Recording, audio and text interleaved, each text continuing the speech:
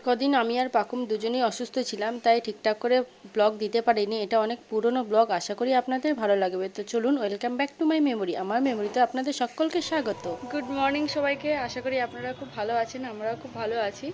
আর আজকে সকাল সকাল চারিদিকে মাইক বাজছে, কারণ আজকে ছট পুজো। আর আপনাদেরকেও জানাই ছট পুজোর অনেক অনেক অনেক অভিনন্দন। আর আজকের ব্লগটা আমি ছাদ থেকে শুরু করছি। ছাদে আমার সব কাজ হয়ে গেছে, ছাদে এসে একটু দাঁড়ালাম আমাদের পাকুম সোনাকে একটু রোদ দেওয়ার জন্য। ওকে একটু রোদ দিই, ওর মনে হচ্ছে হালকা হালকা ঠান্ডা লেগেছে, নাক দিয়ে মাঝে মাঝে সর্দি আসছে, তাই ওকে একটু রোদে দিলাম আর আমি একটু রোদে দাঁড়ালাম। ছাদে এলাম যখন, আপনাদের সাথে কিছু শেয়ার করবো না সেটা কি হয়? চলুন দুটো জিনিস আপনাদের সাথে শেয়ার করি। এই দেখুন, আগের ভিডিওতে দেখিয়েছিলাম লক্ষ্মী জবাটা, সেই জবাটা ভালো করে ফোটেনি, আজকে ফুটেছে, একদম ছোট্ট। আশা করে বুঝতে পারবেন কতটুকু এবারে। এই যে এতটুকু। আর একটা জিনিস দেখায়, দাঁড়ান। অবশ্যই এর ঠ্যাং তুলে হিসু করে দেখাতে চাইনি, আমি দেখাতে চেয়েছিলাম এই যে এই গাছটার কি নাম বলতে পারবেন? এই দেখুন, এর ফল হচ্ছে এই যে, যা এত পেকে গেছিল, ফলটা পড়ে গেল। আচ্ছা দাঁড়ান, কাঁচা ফলই দেখা, এই যে কাঁচা ফলটা, এই যে এটা হচ্ছে কাঁচা ফল। আর পাকলে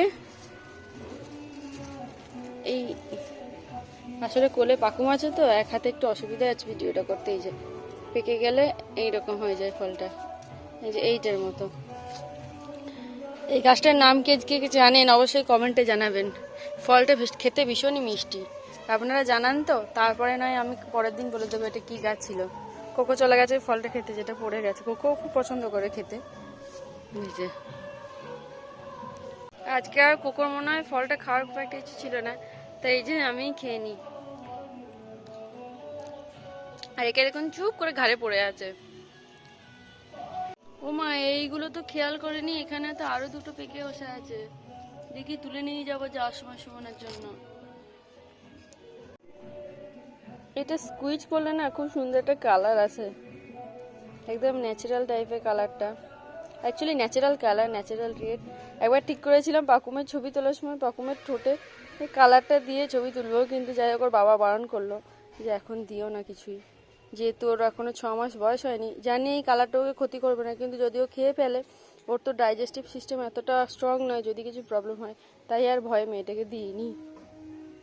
এই পুচকি বুড়ি টাকা, এই পুচকি বুড়ি, পুচকি বুড়ি ওইদিকে ঘুরে আমার গোটা পিঠটাতে দুধ তুলে দুধে একদম জামা ভিজিয়ে ফেলেছে। ও মা দেখুন কাণ্ড, সানার সাথে সানার বর্দাও রোদ পোয়াচ্ছে। মেয়েটা আসলে অনেকটা রোদ ছিল তো এইখানে বাইরে, রোদ ওই রোদটা ঠিক নিতে পারছিল না, তাই এই যে এই ফাঁকটা থেকে রোদ আসছে, এই জায়গাটাতেই ওকে রোদে দিচ্ছি। আজ ওর 2.5 মাসে ভ্যাকসিন হবে। আমরা রেডি হয়ে বেরিয়ে পড়েছি, পাকুমকে খাইয়ে নিয়েছি, ওর জন্য কিছুটা দুধগুলো, ডাইপার বা অন্য যে কোনো জিনিস দরকার সেগুলো নিয়ে বেরিয়ে পড়েছি।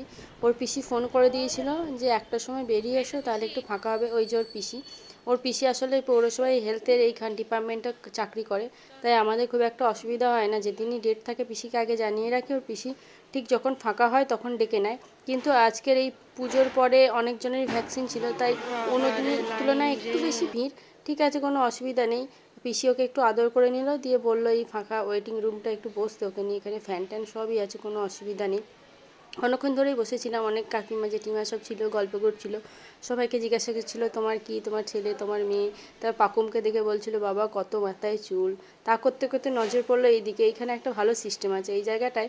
বাচ্চাকে মায়ের দুধ খাওয়ানোর জন্য একটা আলাদা ঘর করে দেওয়া আছে, এটা খুবই সুবিধা। যেসব বাচ্চারা ফর্মুলা খায় না, তারা তো মায়ের ফিডিংয়ের ওপরে পুরো নির্ভর করে, তাই তো সেই সকল মারা এখানে নিশ্চিন্তে নিজের বাচ্চাকে খাওয়াতে পারবে। আমার দেখে খুব ভালো লাগলো। যাই হোক, পাখম তো খুব একটা বেস্ট ফিট করে না, ও ফর্মুলাটা বেশি খায়, তাই ওর জন্য তো এক্সট্রা বোতলগুলোই এনেছি, বললাম আপনাদেরকে।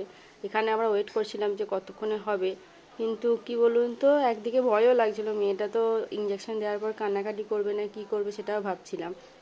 বাড়ি ফিরে এসেছি, কিন্তু আমরা যাওয়ার সময় বাবার ঘরের গেটটা লাগিয়ে দিয়ে যেতে ভুলে গেছিলাম। এসে দেখছি দুই বদমাইশ খাটের উপরে উঠে বদমাইশি করছে, উৎপাত করছে।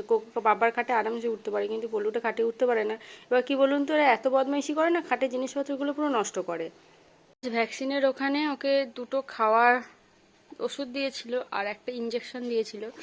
ইঞ্জেকশন যখন দিচ্ছিল তখনও ঘুমিয়েছিল, ইঞ্জেকশনটা দেওয়ার পরে একটু কেঁদেছিল, তারপর আবার ঘুমিয়ে গেছিলো। বাড়িতে এসে ঠিকঠাকই ছিল।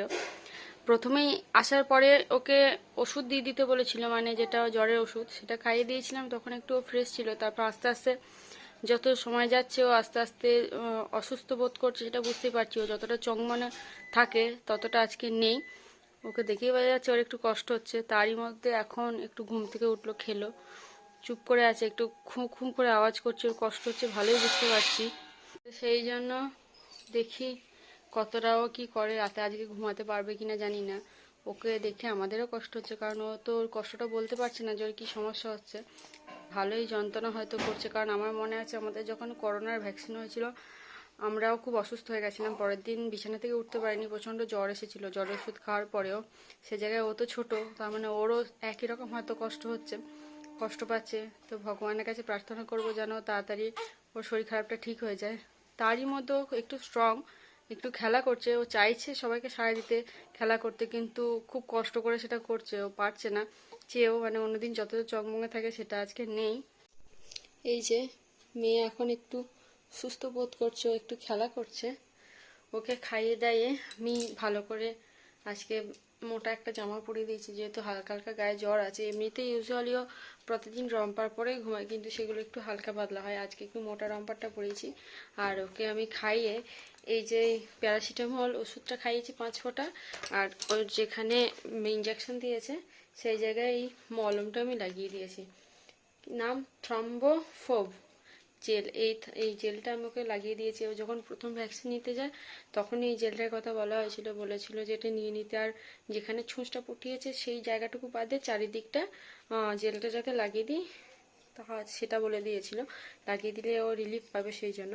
আর ওষুধটারও ডোজটা ওরা বলে দিয়েছিল, ওটা দিনে 3 বার দিতে বলেছিল। তো সেটা আজকে অলরেডি 2 বার দেওয়া হয়ে গেছে, কালকে আবার 3 বার দেবো। আশা করি কালকে আজকের থেকে একটু বেটার থাকবে। তো ওষুধ খেয়ে দেখো এখন একটু খেলাই করছে, এই যে। তো সেই জন্য আজকে আর ব্লগটা বাড়াবো না, আমিও তাড়াতাড়ি ঘুমিয়ে যাব, কারণ ও কতক্ষণ ঘুমাবে, কতক্ষণ জেগে থাকবে আজকে ঠিক বোঝা যাচ্ছে না। চলুন আজকের ব্লগটা আর বাড়াবো না, আজকের মতো এটুকুই রাখবো।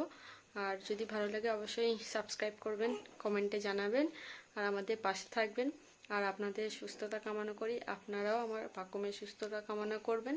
আবার আগামী দিনে হাজির হব নতুনভাবে, নতুন একটা ব্লগ নিয়ে। আচ্ছা তুমি বলবে মা, বলো সবাইকে টাটা বলো, আর সাবস্ক্রাইব করে দিতে বলো। ও এইগুলোর কিছুই জানে না, কিছুই বোঝে না, বেকার ওকে বলাই হবে। ও তো ওর ভাষাই বুঝবে, ও তো করবে ওর মতো করেই। তো চলুন আজকেকার মতো এইটুকুই। আপনারা সবাই ভালো থাকুন। Good night.